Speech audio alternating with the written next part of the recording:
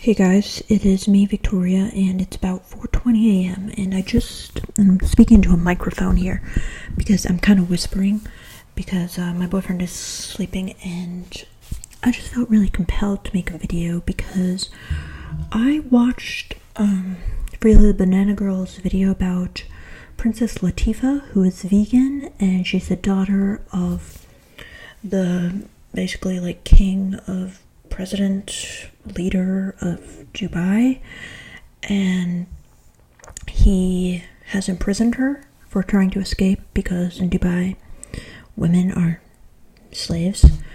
And she released this video talking about her life and talking about all the torture she'd endured after they jailed her when she tried to escape, and how she tried to make an escape, and she's still jailed now if she's not dead. And she was vegan, and you can imagine why she was vegan after all the suffering and harm at the hands of people she experienced. And the whole thing was just so touching and moving to me. I'm not really sure why. It was just so horrible to think that people could do this to her and her sisters, and just what she's gone through. And the video was so intense because she just had this courage that was just kind of like, you guys can kill me, I don't care, I live free or die kind of thing. And it was just so moving to see. And then this UN head of the UN, former top person at the UN, was called in to, after this documentary was released about Princess Latifah, they called in this former head of the UN to basically take these posed pictures with her and pretend that, oh, she's fine, she's just very troubled, she's mentally ill, that's all, and she's very happy with her family and they're taking care of her, when really the family is clearly, torturing and drugging her and trying to kill her, basically. Like in the videos, they said that they torture her and they want her dead, but she just didn't die. So I guess they were just like, all right, well, whatever. But yeah, so this UN person just basically, I don't know if she's stupid or she actually believed it, or they just paid her a bunch of money to make this statement about how everything's great with her. But you saw the pictures that were released, and it was so obvious from her face that she was being tortured, basically. And the woman smiling, like, it's almost like Umbridge in Harry Potter.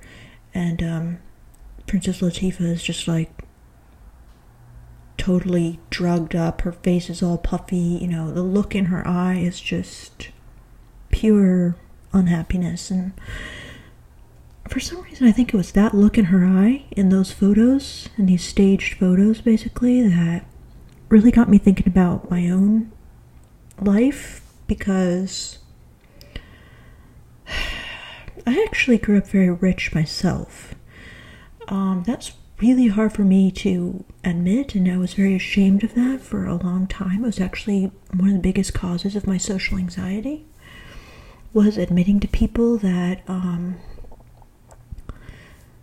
I didn't have a job and stuff like that, because I was just kind of working for my dad part-time and I didn't really need one, and that really embarrassed me. And I was very ashamed to ever admit that to my friends, because they were kind of always, I don't know, feel like resentful of me and kind of judge me about it.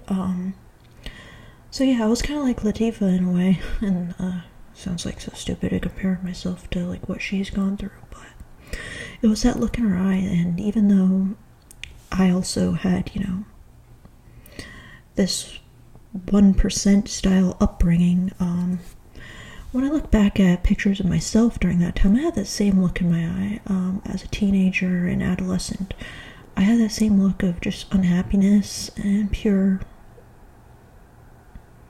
misery, I guess, in my eye. And it was really shocking to me, actually, because my sister tagged a photo of my mom and the kids, me being one of them, from a while ago when I was still a teen.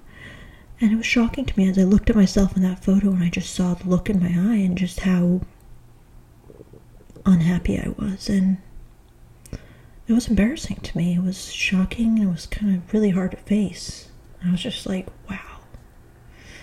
And I've actually gone through like a lot of unhappiness in my life. Like, I was thinking about it. I really felt like I was just an unhappy person. I just kind of identified as like a depressed person. And that was through, adolescence and my teen years, and then into my 20s too. I had a lot of emotional issues, and I still like to think about it now. I'm just like, what went wrong? Like, it's like this mystery, this riddle that I need to solve. It's like, why was I so unhappy? What was the traps that I was caught in? And I'm really happy now. Like, it's a totally different reality for me. I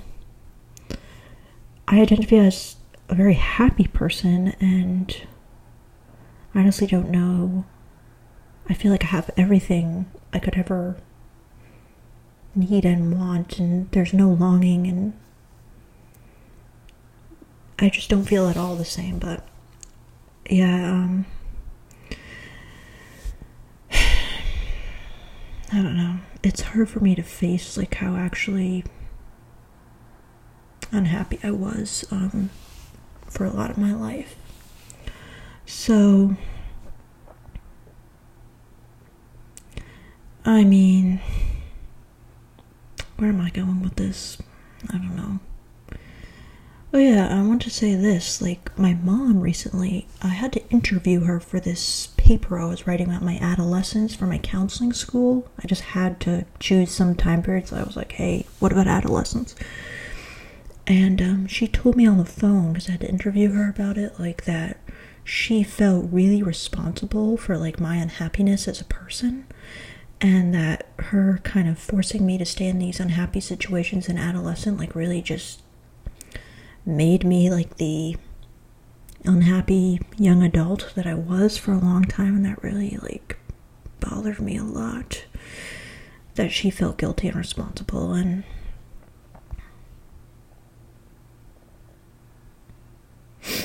yeah, I mean, what is the point of this video? I don't really know, but I don't know. I guess it could be, it doesn't have to have a point, I guess, but like with the whole Latifah thing, everyone's like, oh, she's a princess, she's rich, like, how could she be unhappy? But you can be suicidal, you can be unhappy, you can be miserable and be rich. And I'm not saying it doesn't help if you're in the right mindset for it to help. Like, if you're thinking straight, it can help you live your life exactly how you want it. But if you can't make friends and you don't think you can find love and you're so disconnected from yourself, you don't know what you like, and the opinions of other people matter to you, and you think you're a failure, and you don't have love in your life or know how to get love, and other people don't like you, stuff and experiences don't really help you, especially if you don't feel motivated to do anything. So yeah, anyway, I don't know, I just thought I'd share. So I hope Latifah is alive. I wish there was something I could do to help. It's scary, the evil that is in the world. Alright guys, if you listened, thank you. I just also want to try being more open. That's important for me, and being vulnerable, and this is kind of that. So anyway, TTYL.